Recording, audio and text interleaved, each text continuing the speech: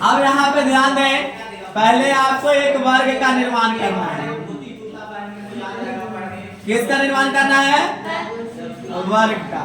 अब पता होना चाहिए कि वर्ग का प्रत्येक भुजा कितने सेंटीमीटर का है। प्रत्येक का प्रत्येक भुजा क्या होता है? बराबर होता है। और यहाँ प्रत्येक का प्रत्येक भुजा सेंटीमीटर में दिया हुआ है। कितना सेंटीमीटर? तो 56 सेंटीमीटर। ठीक है, 56 सेंटीमीटर ले लिए। और कहा है कि वर्ग के भुजा पर दोनों ओर क्या है? क्या लिखा है? वृत्ताकार किनारियां है। प्रत्येक भुजा पर क्या है? दो भुजा पर लिखा है। दोनों ओर देखिए, दोनों ओर क्या है? दो वृत्ताकार है। तो चलिए हम लोग दो वृत्ताकार किनारियां ले लेते हैं। ले लिए दो वृत्ताकार किनारियां। अब ध्यान देगा कि वर्ग का विकल्प लिखा हुआ है ना कहीं पे, देखिए वर्गाकार लौन का विकल्प प्रतिच्छेदी बिंदु है। अब क्या है? प्रतिच्छेदी बिंदु है। ध्यान दे, प्रतिच्छेदी बिंदु कहा जाएगा। तो यहाँ पे इस प्रतिच्छेदी बिंदु का आप नाम क्या ले लीजिए? ओ ले लीजिए। ठीक है, मन है यहाँ पे ए नाम दीजिए, यहाँ पे मन है बी नाम दीजिए, यहाँ पे मन है सी नाम दीजिए, और यहाँ पे मन है डी नाम दीजिए। किसी को भी कोई नाम दे सकते हैं। किसी का मन रहेगा कि नहीं सर यहाँ हम बी नाम देंगे, और यहाँ पे हम क्या नाम देंगे? सी नाम देंगे, और यहाँ पे डी नाम देंगे। आप लिख सकते हैं, आप स्वतंत्र है। नाम से क्या मतलब है? हमें तो काम से मतलब है। नाम सोहन गीता बबीता कुछ भी रख सकते हैं, बाकी काम वही काम करना है जो कहेगा। अब यहाँ पे ध्यान दे, ये सब वर्गाकार लौन हो गया। तो आपको पता है कि वर्ग का प्रत्येक भुजा कितने डिग्री का कोण बनाता है? 90 डिग्री का। 90 डिग्री का कोण बनाता है ना। और वर्ग का जो विकर्ण रहता है ना, एक कोण को बराबर दो भागों में क्या करता है? विभाजित कर देता है। तो मान लिया जाए कि ये वाला कितना डिग्री? 90 डिग्री है। तो ये विकर्ण खींचे है ना, तो ये कितना डिग्री हो जाएगा? दो बराबर भागों में बटेगा तो ये 45। ये वाला भी कितना? 45। और उसी प्रकार से अगर बात कर दीजिए यहाँ, तो ये भी 45, ये भी कितना? 45 डिग्री हो जाएंगे। सभी का मान कितना आएंगे? यहाँ पर अगर बात कर दी जाए तो ये 45 से कितना हो जाएंगे? 45। बात कर ले यहाँ का, तो ये भी 45 से ये भी कितना डिग्री? 45 डिग्री। यानी कि अब ध्यान दें, अब ये बात को छोड़ करके अगर हम एक त्रिभुज को मतलब देखते हैं, तो एक त्रिभुज क्या बनेगा? AOD बनेगा ना। और एक त्रिभुज का कुल मान कितना डिग्री का होता है? 90 डिग्री का होता है कि नहीं होता है? 90 डिग्री का होता है ना, कि नहीं होता है? अब 90 डिग्री का होता है, 45 से 45 कौन बच गया? तो 45 कितना? 90। और 90 कितना? 90 का हो जाएगा। तो ये डायरेक्ट भी याद रख सकते हैं, बस मैं आपको समझाने के लिए बता दिया हूँ। जब वर्ग का एक विकर्ण दूसरे विकर्ण को प्रतिच्छेद करती है ना, तो दूसरे को एक के साथ में कितने डिग्री कोण बनता है? 90 डिग्री कोण बनता है। कितने डिग्री कोण बनता है? 90 डिग्री का। तो ये जब 90 डिग्री हो जाएंगे, तो ये भी कितना डिग्री हो जाएंगे? 90 डिग्री। ये भी कितने डिग्री? 90 डिग्री। ये भी कितने डिग्री हो जाएंगे? 90 डिग्री। होगा कि ना होगा? जब ये 90 डिग्री का इसके साथ बना रहा है, तो आपको पता है पाइथागोरस प्रमेय से कि ये वाला लंब हो जाएगा, ये वाला क्या हो जाएगा? आधार। तो कर्ण कौन कहलाएगा? ये कहलाएगा ना। उस देर के लिए हम तैयार दें और कहे कि त्रिभुज AO और B। त्रिभुज AO B कौन से त्रिभुज है? समकोण त्रिभुज। क्योंकि ये वाला भी 45, ये वाला 45, ये 90। तो जिस त्रिभुज का कोण 90 डिग्री का हो जाता है, वो त्रिभुज क्या कहलाता है? समकोण कहलाता है ना। पता है ना? और समकोण का सबसे बड़ी भुजा क्या कहलाता है? कर्ण कहलाता है। और कर्ण वही भुजा को कहते हैं जो 90 डिग्री के सामने वाला होता है। अगर एक हम समकोण त्रिभुज का अगर निर्माण करें, तो समकोण त्रिभुज का अगर 90 डिग्री ये बन रहा है, तो इसके सामने वाला भुजा को हम लोग क्या कहते हैं? कर्ण कहते हैं। यानी कि 90 डिग्री के सामने वाला भुजा को हम लोग क्या कह देंगे? कर्ण कह देंगे। और बाकी जो दो नयून कोण बजाते हैं, वो दोनों नयून कोण वाला भुजा, नयून कोण के सामने वाला भुजा को एक को लंब कहते हैं, तो दूसरे को क्या कहते हैं? आधार कहते हैं। क्या कहते हैं? आधार और लंब कहते हैं। तो यहाँ बताओ कि ये 90 डिग्री, तो इसके सामने वाला भुजा कौन है? ये है कि नहीं? तो जब इसके सामने वाला भुजा ये है, तो ये हमारा क्या कहला जाएगा? कर्ण कहलाएगा कि नहीं कहलाएगा? तो आइए, ये वाला भुजा के मान आपको कुछ नहीं दे रहा है, ये वाला भुजा के मान कुछ नहीं दे रहा है। तो जरा ध्यान दें, ये वाला विकर्ण तो दोनों आपस में बराबर आएंगे। तो आप इसको मान लीजिए क्या? R, और इसको भी क्या मान लीजिए? R, क्योंकि ये दोनों आपस में क्या रहेंगे? बराबर रहेंगे। अब जरा यहाँ से ध्यान दो प्रैक्टिकली।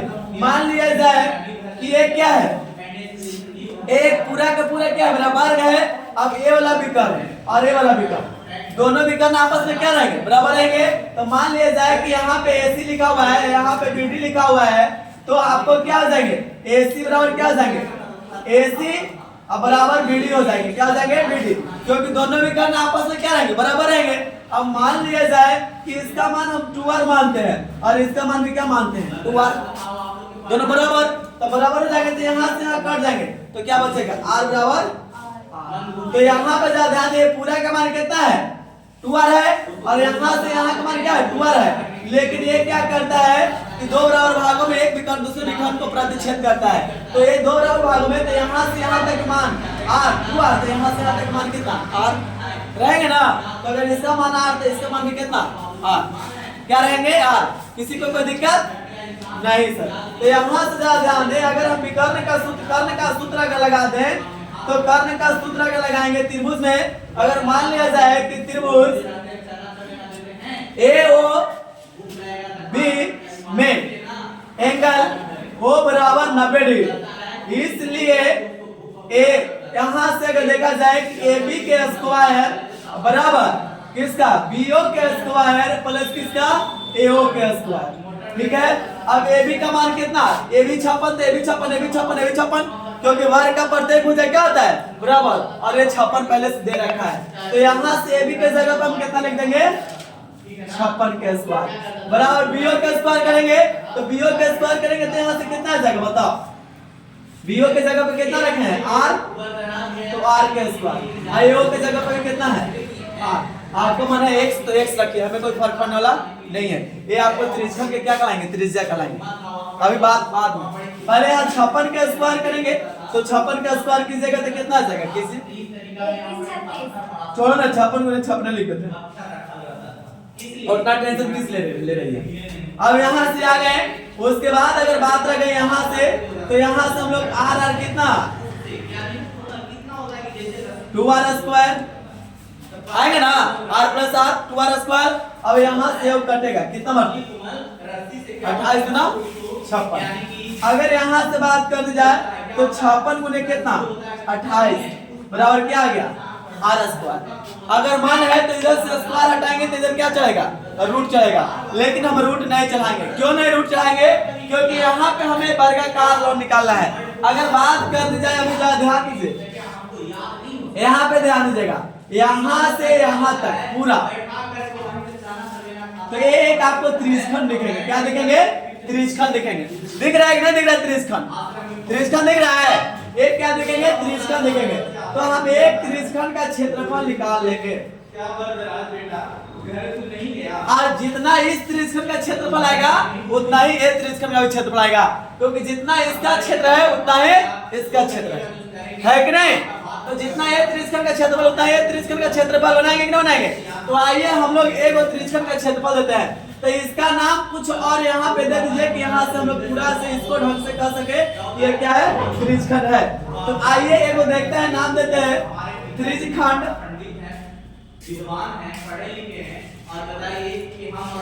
त्रिज्यखंड AOB का क्षेत्रफल कितना, त्रिज्यखंड AOB का क्षेत्रफल, और बराबर क्या हो जाएंगे, त्रिज्यखंड इसका DOC का क्षेत्रफल, DOC का क्षेत्रफल। ध्यान दें, त्रिज्यखंड AOB का जितना ये त्रिज्यखंड का क्षेत्रफल होगा उतना ही ये त्रिज्यखंड का क्षेत्रफल होगा, कोई दिक्कत। दूसरी पॉइंट, अगर बात कर दी जाए कि AOD का जितना क्षेत्रफल होगा उतना ही क्षेत्रफल किसका होगा, BOC का क्षेत्रफल होगा कि नहीं होगा। तो अगर ध्यान दिया जाए कि त्रिभुज AOD का क्षेत्रफल बराबर त्रिभुज BOC का क्षेत्रफल। अब मैं ऐसा इसलिए लिख रहा हूँ कि जरूरत पड़ेगा तो एक का क्षेत्रफल निकाल करके और दूसरे क्या कर देंगे, गुना कर देंगे, तो दोनों का क्षेत्रफल मिल जाएगा, है कि नहीं। क्योंकि जितना मान लिया जाए कि एकड़ 2 रुपया और एकड़ में 2 रुपया, हमको जरूरत पड़ेगा कि एक या 2 है, तो दोनों को मिला के क्या रुपया होगा, 4 रुपया होगा कि ना होगा। तो यहाँ से ये दोनों बराबर है, तो अगर इसका क्षेत्रफल निकाल करके 2 जोड़ देंगे तो पूरा के क्षेत्रफल आ जाएगा।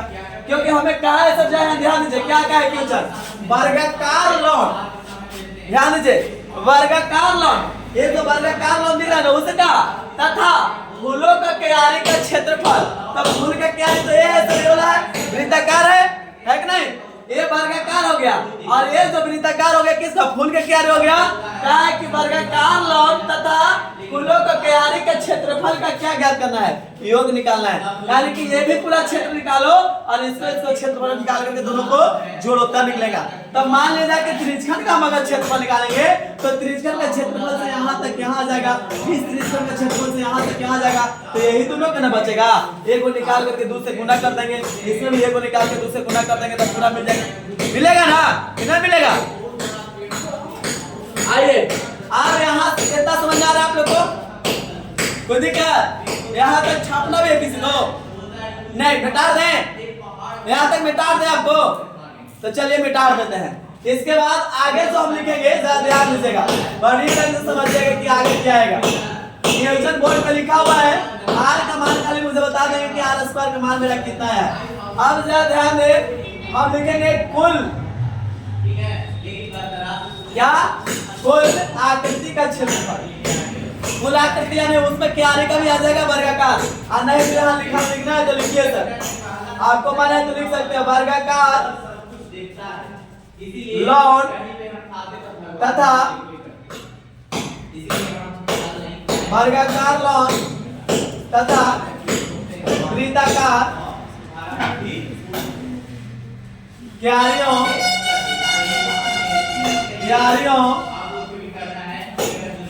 का क्षेत्रफल का योग बराबर।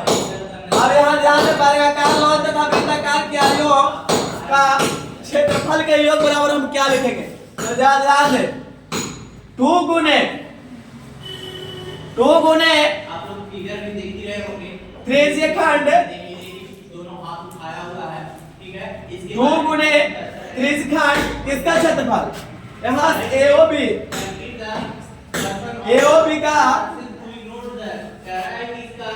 क्षेत्रफल प्लस 2 गुने त्रिभुज AOB का क्षेत्रफल, क्लियर है। इस प्रकार से ये आएंगे, इसमें देखिए कोई लंबू फालतू नहीं लगा, एकदम शॉर्ट में आप जाइएगा और शॉर्ट में आंसर भी आएंगे। देखिए इतना लिखने की कोई जरूरत नहीं है, आपका बुक में 3-4 स्टेप में बनाएंगे ना, एक ही स्टेप में आंसर आएंगे। देखिए मैंने अभी तक किसका मान निकाला है, सिर्फ आर का मान निकाला है, किसी का निकाला है, और एक के साथ में निकाल दिया है कि वर्गाकार लॉन तथा वृत्ताकार क्यारियों का क्षेत्रफलों का योग एक साथ में सब कुछ आएंगे। अब यहाँ से जाने आर का मान जो है कहीं पे शिफ्ट कर देते हैं अच्छी जगह पे, तो आर बराबर जो आर स्क्वायर का जो मान आया है क्या है, 56 गुने कितना है 28। अब ये बताएंगे कि वृत्ताकार अगर त्रिज्यखंड का क्षेत्रफल अगर मुझे निकालना हो तो त्रिज्यखंड का क्षेत्रफल का फॉर्मूला क्या होता है, पढ़ता है ए तो 2 गुना रहे, 2 गुना लिख दिया। अब त्रिज्यखंड का क्षेत्रफल निकालेंगे तो थीटा बटे 360 पाई आर स्क्वायर है ना, तो थीटा बटे कितना 360 अब पाई आर स्क्वायर, ये ना होगा। कोई दिक्कत, किसी को दिक्कत है तो बताओ, ये नहीं होता, यही होता ना सूत्र। अब यहाँ से हो गया प्लस, हमें करना है प्लस, क्या करना है तो त्रिभुज, तो त्रिभुज में भी यहाँ से 2 गुने, अगर ए भी इसका क्षेत्रफल लिखेंगे तो आधार गुने क्या हो जाएगा, आधार गुने क्या लिखेंगे ऊंचाई, है कि नहीं, तो जितना आधार उतना ही क्या आएगा ऊंचाई आएगा, और नहीं तो दूसरे रूप में अगर यहाँ लगाना चाहिए। एक और इसका फॉर्मूला लॉजिक है, पूरे वर्ग का क्षेत्रफल कितना होता है भुजा का स्क्वायर, पूरे वर्ग का क्षेत्रफल क्या करते हैं भुजा का स्क्वायर करते हैं कि नहीं करते हैं। तो देखिए कि पूरे वर्ग में से आधा यहाँ और आधा यहाँ, तो आधे ना बचा, तो यहाँ से भी लगा सकते हैं। इसको और आसान अगर देखना है तो आसान से आसान तरीका लगाइएगा कि 1/2 गुने किसका भुजा का स्क्वायर, एकदम आराम से आ जाएगा। इससे भी कोई त्रिभुज के साथ नहीं, क्योंकि यहाँ देखो ना आधा आधा तो इधर बच गया, जितना ये जो बांटा हुआ है 1 भाग 2 भाग 3 भाग 4 भाग, चारों भाग बराबर है, तो 4 भाग में से 2 भाग तो इधर आ गए त्रिज्यखंड में, बचा 2 भाग ना, तो आधे ना बचा, आधा तो इधर चल गया, तो आधा बचा तो आधा लिख देंगे कितना भी क्षेत्र आएगा उसका आधा कर लेंगे, कोई दिक्कत नहीं, आराम से बन जाएगा। अब 2 गुने थीटा के मान के बाद रह गए तो थीटा तिरछा का कितना डिग्री का, 90 डिग्री का, तो 90 डिग्री बाटा कितना 360, यहाँ से गुना 22 बटे कितना 7। देखिएगा पाई का मान दे दिया है, कितना लेना है 22 बटे 7 किसने लिखा हुआ है, और आर स्क्वायर का मान, तो आर स्क्वायर का मान देखकर इसलिए नहीं निकाले थे आर का मान, क्योंकि फिर तो स्क्वायर करना है। तो आर स्क्वायर का मान कितना है 56 गुने 28 लिखा है कि नहीं, 56 गुने 28 प्लस अगर बात कर दी जाए कि 1/2 गुने भुजा का स्क्वायर, तो यहाँ से भुजा का स्क्वायर क्या है 56, तो 56 का स्क्वायर करेंगे तो यहाँ से क्या लिखेंगे 56 गुने 56, यही ना, ये नहीं करना होगा। अब यहाँ से काट देंगे तो कितना 28 गुने 56, कोई दिक्कत। अगर देखिए कि इधर प्लस इधर भी 28 गुने 56 और 28 गुने 56 इधर भी कॉमन भी आप ले सकते हैं, क्या निकाल सकते हैं यहाँ से 28 गुने 56, इसको भी है ना 28 गुने 56 का है, यहाँ पे भी है कि नहीं है।